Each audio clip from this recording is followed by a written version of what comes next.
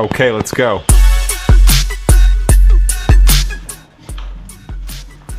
Tadam! Štai ir mūsų naujas pamatukas.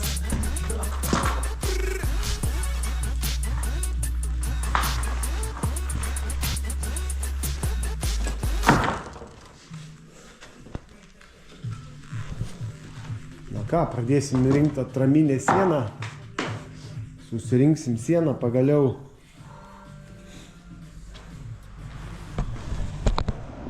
Jau pasilgau rink kažką, vien tik tais greunam. Kiek galima. Einam į lauką. Parodysiu naują įrankiuką savo komandui, kaip sakant. Pakšt. Grandininis pjūklas.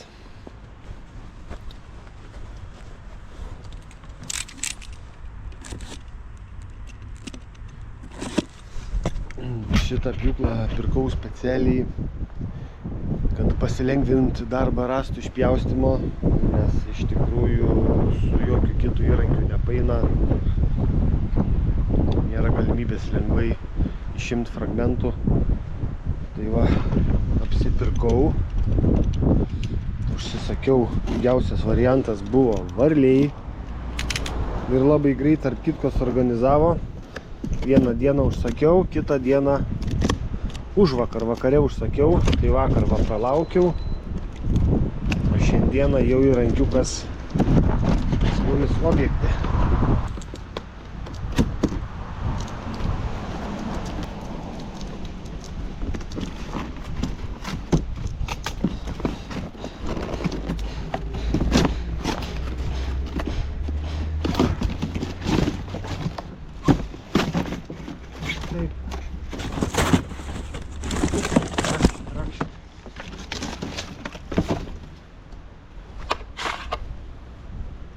Toks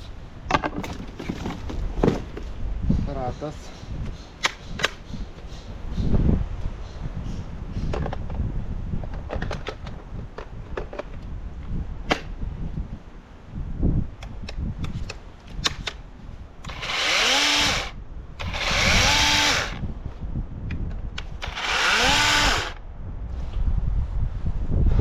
Na, ne benzininis, bet manau darbą savo atliks. Galim tuoj prasitestuoti.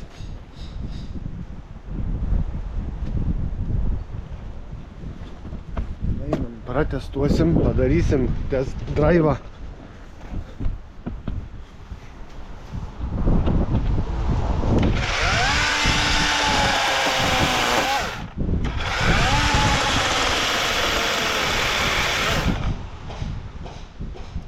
Užsidėjau bateriją negyvą.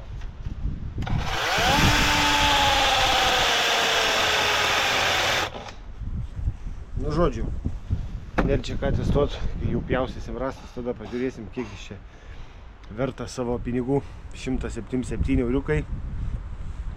Bus matyt. Ką tik buvo mizeriukas, incidenčiukas. Sprogo makroflekso bankė. Gaila, kad ant taurės. Galiai priešai stovėti, o būtų smagu buvę. Kopijuoja didžiausias Lietuvos influenceris. Nu, specialiai pradūriau bankė, kad gerą turinį pasidarytumėm.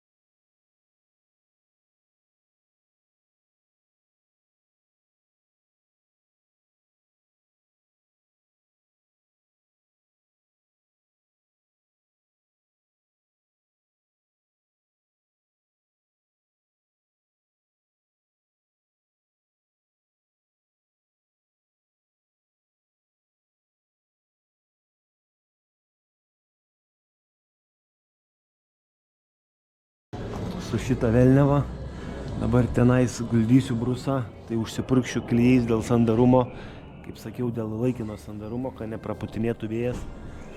Paskui fasado remonto, kaip sakant, momentu atserdžius iš lauko susitvarkys viską. Tai bandymas numeris 2, šį kartą gal nebesproks. Dabar jau nebebijau, kad man kampas tenais pasmuks, nes jau kaip ir visa siena atsirėmusi. Ore kabo tik tais, kiek čia gal, beveik 2 metrai. Tai dabar pjaunu iki kampo ir vėl keičiu visą fragmentą iki kampo. Tada užsisuksiu ir tada jau tenais pats smagumėlis. Nu nieko, kažkaip tai po biškiuką. Berlynas irgi per parą nepasistatė teisingai. Tai vat, nepergyvenam, viskas padaroma, kantrybė, dorybė.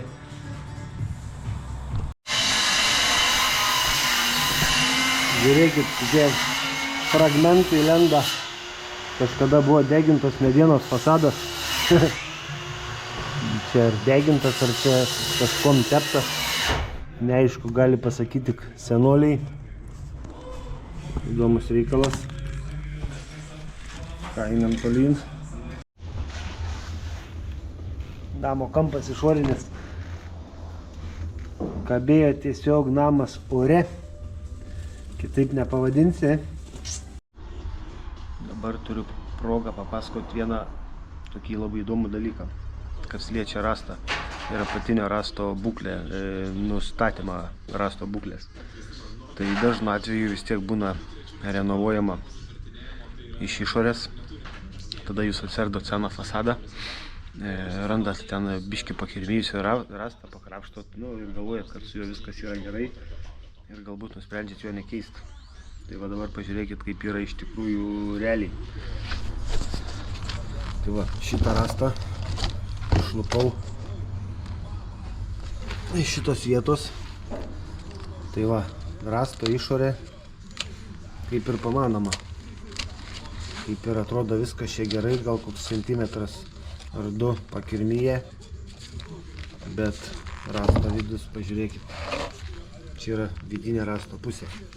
O dėl ko taip atsitikdavo? Todėl, kad jau prieš tai gal kažkokiam video minėjau, kad būdavo tokios ventiliuojamos medinės grindys. Pavyzdžiui, kaip čia situacija. Tai va, čia visur daugybė drėgmės kaupdavos po grindim. Ir grindis būdavo gerokai aukščiau negu pamatas. Tai visa šita drėgmė iš grindų kildavo į viršų ir skverbdavosi į rastą. Gali. Tai vat jums gyvas pavyzdys, kad norint tikrai nustatyti rasto būklę, reikia visų pirma apžiūrinėti rastą iš vidaus, iš vidinės pusės. Nes dažniausiai būna nupuvę iš vidaus, o ne iš išorės. Tai toks pastebėjimas. Aišku, jau ne pirmą kartą susidūrėm su šito. Jau daugmaž kaip ir žinom. Tai tiek dabar. Griaužiam toliau. Žiūrim, ką ten turim. Va, išorinė siena. Čia dabar gerai atsivalysim. Reikia nusipjautas vinis.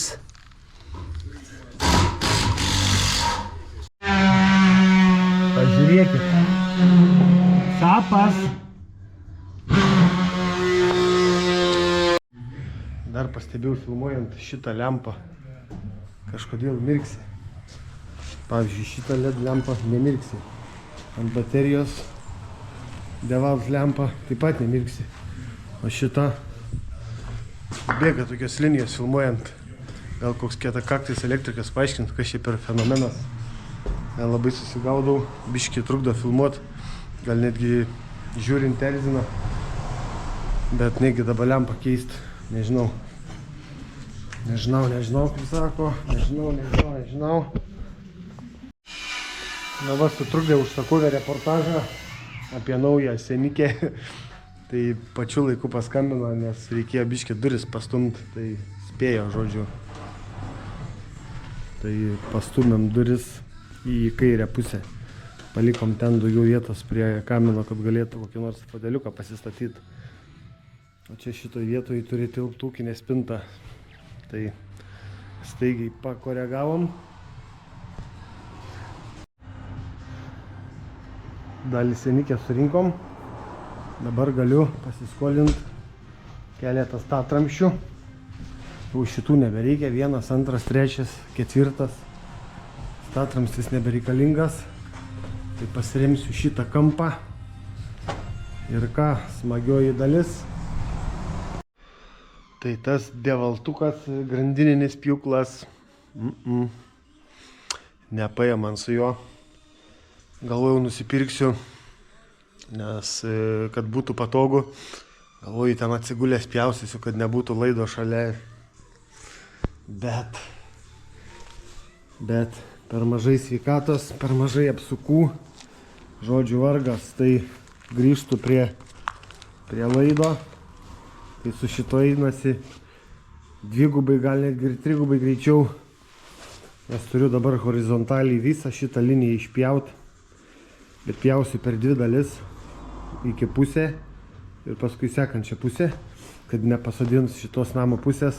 Tenais jau, kaip matot, vakar susikaliau fragmentus. Jau šitas namo kraštas sėdi ant naujų fragmentų. Dabar dar kampas paremtas, tai noriu čia dabar iki kažkurios tai dalies dar pagalvosiu pasidaryti, susikalt gerai rastus, kad jau visą šitą kampą gerai užremt, kad nebūtų pasidimo ir tada jau eisiu čia. Tai jeigu gerai viskas seksis, gal per šiandieną ir padarysiu šitą savo darbą.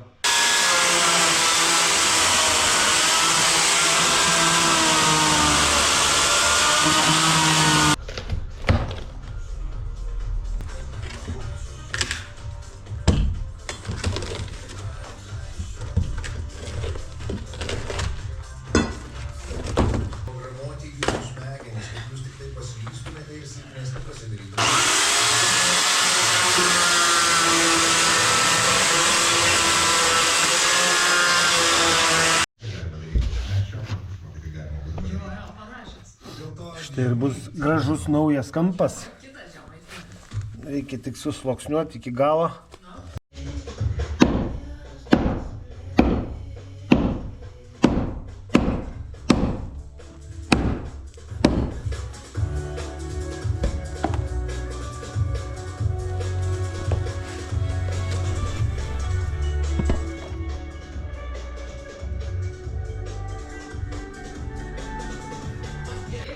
Atsigerti kavos, paragauti desertų, tai va tie desertai mes tikėsimės paragauti tiesiog panetonių, bet ką jie ten su tom panetonium ir kokius desertus?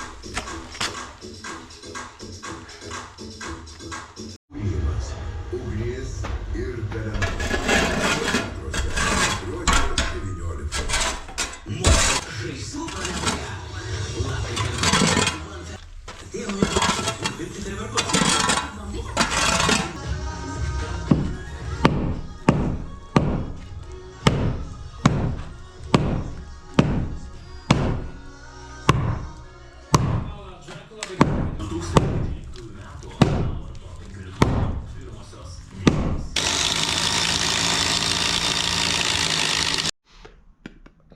Net burnoj kartu nuo tų supuvusio medžio dulkių radiacijos skonis burnoj. Žodžiu, toks rezultatas.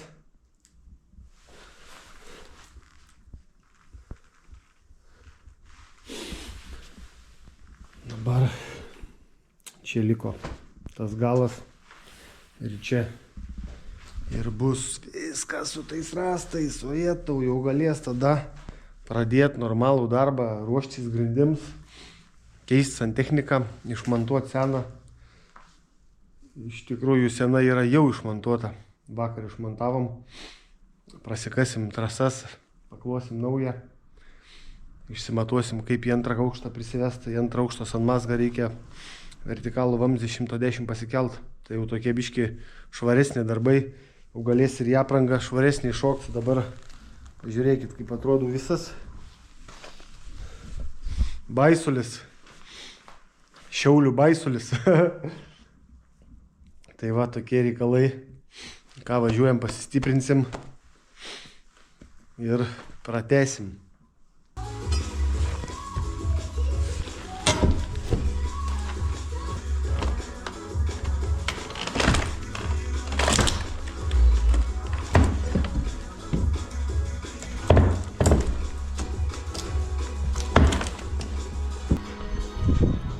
Opa, tai va, kaip matot,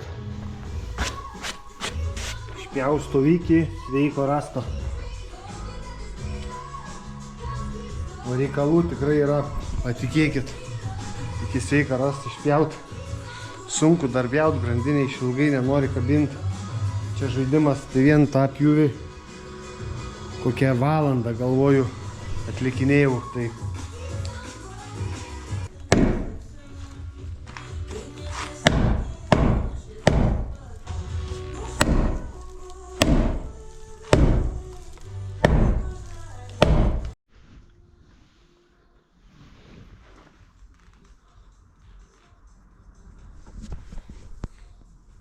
pasistačiau lazeriuką ir užbaigsiu rinkti centrinę nešančią sieną.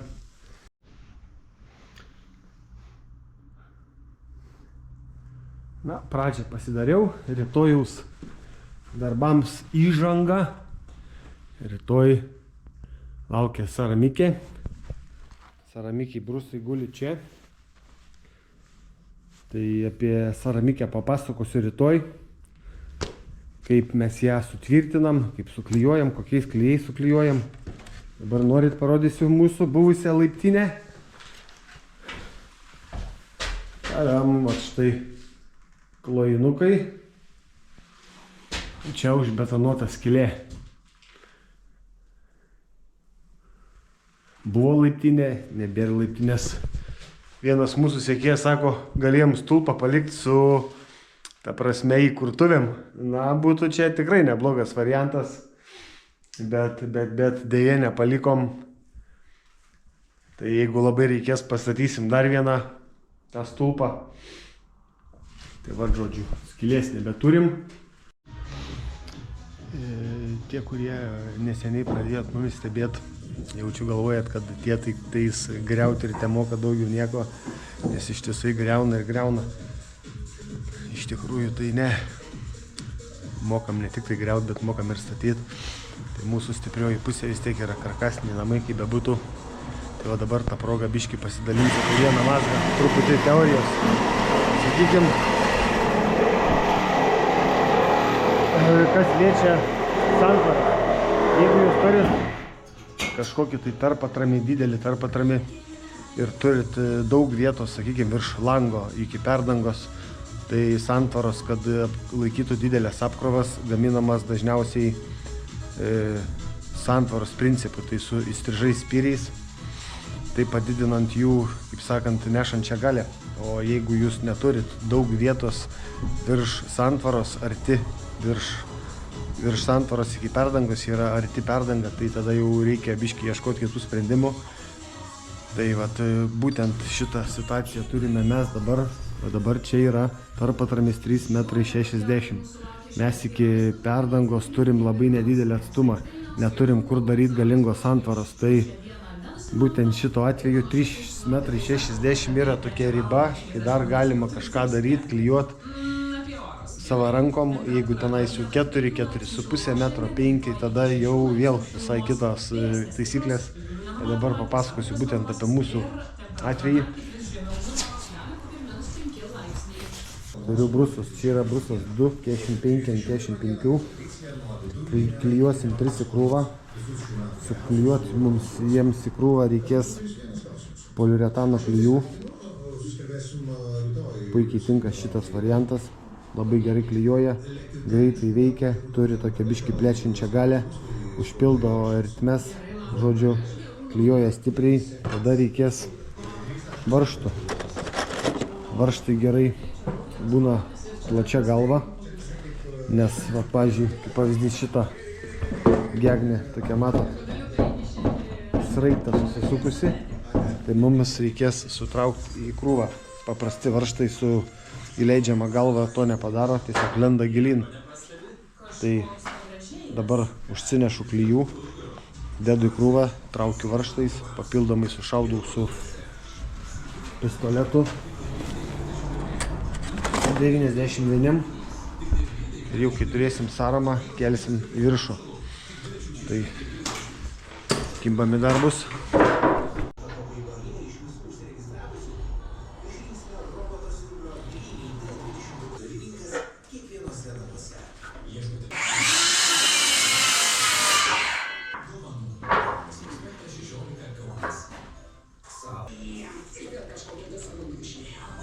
Minučių džinglas, skambink į studiją, o visus prisiskambinusius daugiau novorama.lt.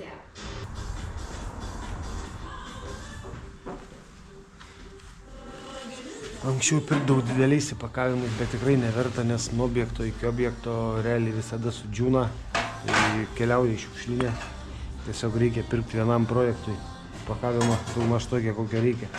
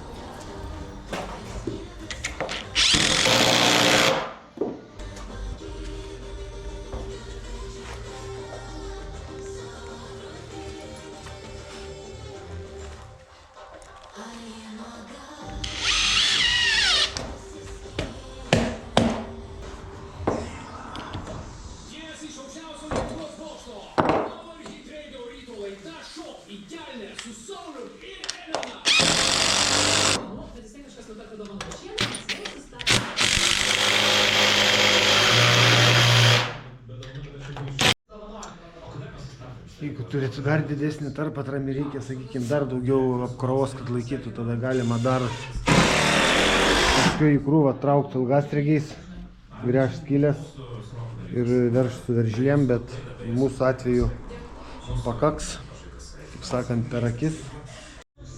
Na ir kaipgi be vinies.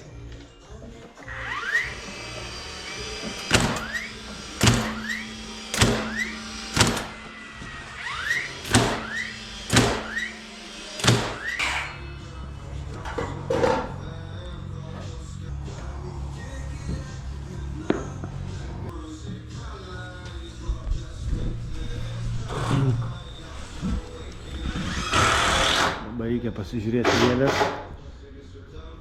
Žodžiu, rėvės turėtų būti priešinga kryptim, nes šitas, pavyzdžiui, medis rėsis į šitą pusę, nes branduoly tankis medžio yra didesnis, o išoriai mažesnis. Tai reiškia, išorė džiūdama trauksis, tai medis šitą rės į šitą pusę, o šitą rės į šitą pusę. Tai dabar šitą, kai dėsiu vėl rėvės priešingai, kad rėstusi į šitą pusę. Elementaru, Vatsonai.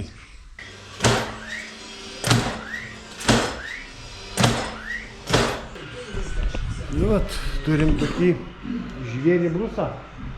Dabar reikia užsikelt. Randam gal. Matot, kaip sakiau, tie klijai turi tokį plėtimosi efektą. Jie gauna degonės, iš degonės plečiasi, tai va užpildo ertmes. Žodžiu, limpa baisiai neįmanoma paskui atplėšti dviejų suklijuotų pagaliukų.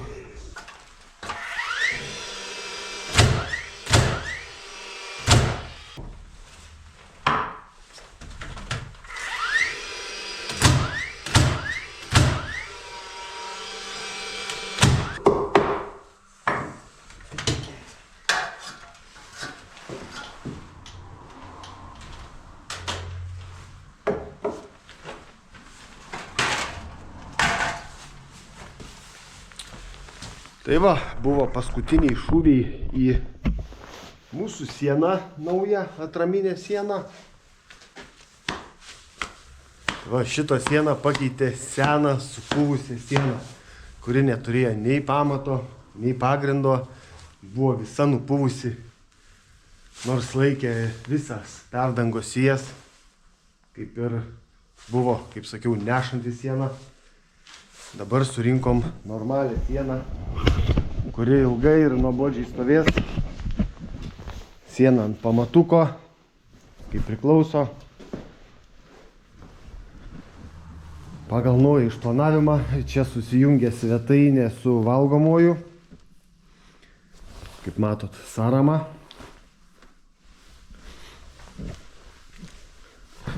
Visada renkant vidinės sienas iš karto numatau, kur bus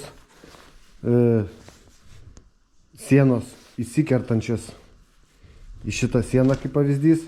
Čia vat galiu biškį pademonstruoti, tuoj susirasiu kokį nors pagaliuką. Sakykim, siena bus 10. Čia stovės tualeto siena, kuri atskirs tualetą nuo valgomojo. Tai vat siena stovės šitaip.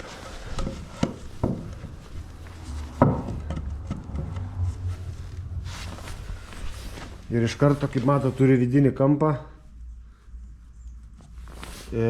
Abiejom plokštumom turiu kur tvirtinti gipsą.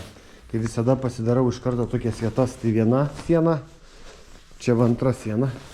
Ir neturėsiu problemų vėliau renkant. Ceramidė. Ceramidė jau rodžiau prieš tai, kaip suklijavom. Čia klijavom, kadangi mes neturim daug vietos, sakykime, iki perdangos. Neturim galimybės čia rinkti santvaros principų sąramos. Tai klijavom 3 į krūvą, 1,95, 2,45, 45 brusus su poliuretano klijais, suveržėm į krūvą, taip padidindami jos laikančią galę, kad nesėstų. Tai dabar jos čia sočiai. Kaip matot, esam pasikeitę išpuvusius rąstus. Šitos vietos dar nekeičiu, galiu papasakot kodėl. Čia dabar matot yra toks langas. Vėliau bus čia langas 1,80 m pločio ir iki žemės. Tai va čia turiu atsižymėjęs, kur kažkada pavasarį pjausis vertikaliai pjūvis, didinsis lango nišą. Tai visi tie balkiai apatiniai išsiardys bet kokiu atveju.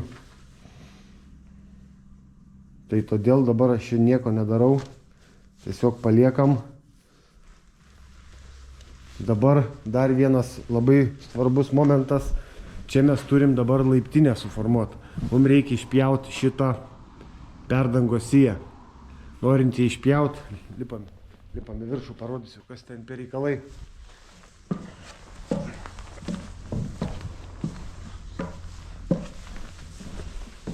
Olia, štai mes ir viršui. Dabar, kaip matot, norint paleisti šitą siją, čia eina stogo gegnė, sena stogo gegnė. Stogo gegnė atsiremia į šitą perdangos siją. Bet šitą stogo gegnė dar laiko apkrovas. Nes ji neina iki pat kraigo. Ir norint ją išpjaut, reikia šitą vietą sustiprinti. Įsidėjom laikiną spyrių, atrėmėm stogą, kad šitoj vietoj čia yra vidinis stogo susikirtimas, arba kitaip tariant, tarpšlaitis, įlaja, kaip pavadinsi, taip nepagadinsi, žodžiu, kad ji nesėstų, pasidarėm atramą, atrėmėm į nešančią sieną. Dabar mes ją činkt, šitą gegnį išpjaunam. Ir tada galėsim jau išpjauti šitą perdangos siją. Išsimatuosim laiptinės tos angos skylės dydį ir išsipjausim. Tai tokie sekantis darbai. Paskui, ką toliau žadam daryti, einam į apačią dar, pasvajosim.